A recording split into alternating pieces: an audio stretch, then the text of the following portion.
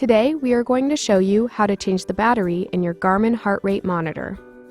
To change the battery in your heart rate monitor, you will need your heart rate monitor, a small Phillips head screwdriver, and a new CR2032 battery.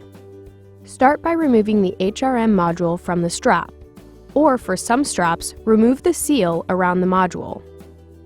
Next, remove the 4 screws from the module. Now, we'll remove the battery and cover. If you are having trouble removing the battery, you can use a small piece of tape or magnet to remove it. Wait 30 seconds and then install the new battery. Insert the new battery with the positive side facing up. Make sure that the O-ring gasket is in place and not damaged. Now you can replace the cover and install the screws.